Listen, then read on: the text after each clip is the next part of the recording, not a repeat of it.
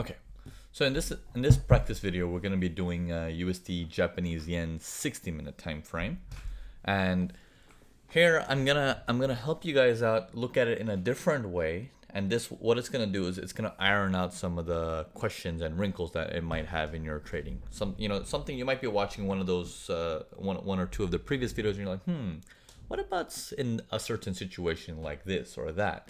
So I'm gonna show you some more tips and tricks on how to iron out those problems, and hopefully this is gonna solve that for you.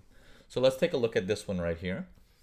Now notice how if I say while we're looking for a channel, let's start you from here. So what's the general way of saying of how we're gonna do this? Okay, so that's the seller coming in. He holds, he drops lower, so there's a breach. So that's the breach. Let me put the line right there. That's the breach. And once he breaches below, he never goes lower after that, but then he starts going higher. It's like, okay, well, he not only went higher, but he also went higher than the guy who was responsible. So am I still looking at this as a sell or is it a buy? Okay, this is gonna happen to the lazy trader. Okay. Okay, so this is not any one of you guys. If this happens to any one of you guys, I'm gonna be upset. This happens to the lazy trader. Okay, a lazy trader who does not do his homework or his research on what's going on. Now, remember, if we're in a downtrend, we first finish the uptrend. Okay, so let's start from there. Here, let's start from there. So if we look at the scenario directly from here of where the whole thing started, okay, so this was going in an uptrend, pull back uptrend, pull back uptrend, pull back uptrend, pull back uptrend, and then the sell started happening. So breach happens here, comes down, pulls back, comes down, breach again. Here's the breach here. Who's responsible? This fella right here. Okay, he's responsible. So comes down, and then from this moment on, do we have a lower low? Nope. Do we have a lower low? Nope. Do we have a lower low? Nope. Do we have a lower low? Nope. Do we have a lower low? Every time there is no lower low. Okay? Even if I put my line here, do we have a lower low? No. The price keeps coming back from this price. There is no lower low. Hence, the entire zone is here. A small detail, if missed, can cost a lot of money. Small detail like that. Right? Do you guys agree? If you're watching this, you guys can feel it. Like, okay, yeah, man. Like, imagine if I was just like, yeah, I can see it's a downtrend. Let me just try to start it from here. Well, that's some money going down the drain, right? So you got to be very, very careful. You're better than this. You gotta step it up a little bit. Okay, so don't be that lazy trader. Don't be that lazy trader. Do more. Do more. All right. So let's take a look at how this channel starts to develop. Now, as it's coming down, notice, just like earlier when we said, oh man, this would have been a buy for most people. And that's the best thing. Let it be a buy for most people. You can watch this as still in a seller's area, and that deep retracement is like, come on, baby. Come on, baby. I'm waiting. That's an opportunity for you. You're that big boy now saying, I know what's actually going on. I look at it in a whole different perspective. Okay? So as you're watching it come higher and higher and higher as the buyer, this is the buyer, right? He's coming up as rubber band man, really strong, rests a little bit, really strong, rests a little bit, slightly higher, no higher high, and then comes down crashing. So if he comes down crashing, that means this must have been his breach area, and the guy responsible must have been here. We're looking at the miniature size now, okay? In the context of a major downward move.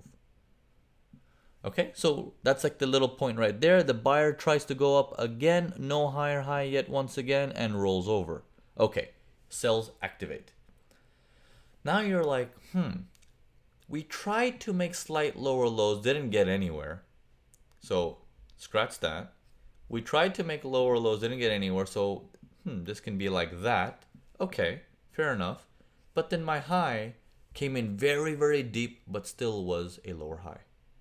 Okay, let's keep that momentum going. We just keep that in mind. We're like, This may be useful in the future. It may be. We don't know, and we don't know as of right now, but it may be useful because my lows are not getting any lower. They're fighting at this price. And then finally we see when we took that sell trade, okay, in this zone here, when we take that sell trade, we're watching this area again carefully to see, hey, is he going to let me through or not? I'm not even sure. He pushes through, he strives, he gets lower, got rubber band man coming down, rest a little bit, coming down more, rest a little bit, coming down harder, and then no lower lows after that. So let's change this area to here. No lower low after that. Let me shrink this up. It's like, well, isn't that practically this area then? Isn't that what we're just doing? It's just practically this area. It's like we never went lower than that.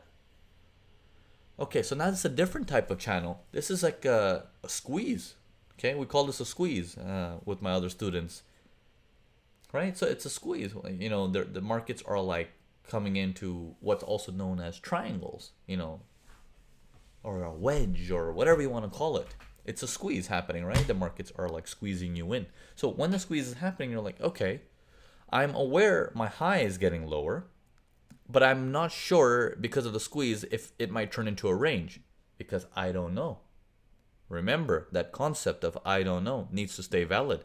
What if my trend line is not like that, but is actually, that's not a higher high. What if it's a range then? Isn't that right? Perspectives, right? So perspective can change right there. So even though we draw it like that, we're like, okay, just in case, I'll leave it there, but I will keep an open mind. You know, flow like the water. I will keep an open mind just in case. So the only way to know for certain is we watch this like a hawk. First things we want to watch is, first of all, whose territory are we in? Major territory is down. Okay? Massive, the big monster territory is down. You got that out of the way. Next, as the seller was coming down, the minute guy, right? The little itty bitty guys, and you're like, okay, I'm gonna remove. I'll use a different color actually. I'll make this I don't know, orange. Let's go with orange. Let's be friendly today. Okay, we're coming down. We breach this area. We hold below. The line stays here. Then we come down, we breach this area, the line stays here. But then we never breach anywhere lower than that. But it also means we're still in seller's market. So we have a miniature seller's territory here, and we're watching the momentum as the buyer starts coming in. Buyer, pull back, buyer, pull back, buyer, no higher high. Buyer, no higher high, crash. So it's like, okay. So the sell is back on, but how in the world can I execute in this area? The risk is too high, and that answer is true. Even though that trade works out and he goes further down, that's not a trade you should be attempting. It's too risky, too dangerous. When the squeeze gets tighter and tighter like that, notice how even though you're right, look how dangerous it is. Right? Do you guys see that? So when you keep this in mind, that even being correct doesn't necessarily mean I'm going to come out winning. It can be very dangerous because your entry might end up late. You might get a slight slippage on your brokerage. If you're doing this on a smaller time frame, like 15 minutes or 5 minutes, trying to like scalp the hell out of the market, you can. But the whole point is, if you get a slippage or anything, look how dangerous that is. Your brain needs to be optimal to be like, grab it as high as you can. Use this power of this downtrend line. I can see that the buyers are dying.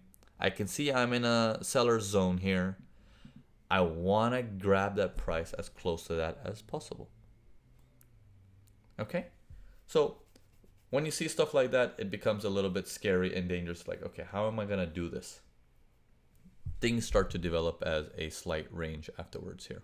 This is a miniature range. Very, very tiny. No lower low sequence, no higher high sequence, blah, blah, blah. Okay? You know, spikes down, spikes higher. Nice little news event. So sometimes stuff like that will get you. It's okay. It's okay. Let that take you out. If you're involved in it, it's okay. Or you can do that extra work and be aware of the news is coming up, and I don't want to participate. Okay, you You can do one of those two things. So let's go on to the next example. I wanted to make this example a little bit more difficult. Now, I know things are getting more and more difficult as I'm teaching it. I want you to repeat after me right now. It is not difficult. It is easy. Again, repeat after me. It is not difficult. It is easy. The reason why I'm making you say this out loud, verbally, is because I want your brain to recognize the audio waves coming out of your mouth. Your belief system increases when you verbalize things. There's a whole course on motivation and physiology and the brain power and everything. But for now, when you keep this in your mindset and you're ready to learn, things get easier. But if the moment you say, "Oh, this is too hard," then things start to fall apart, because then you will believe it's too hard. Right? So let's keep going. Let's keep going to the next example.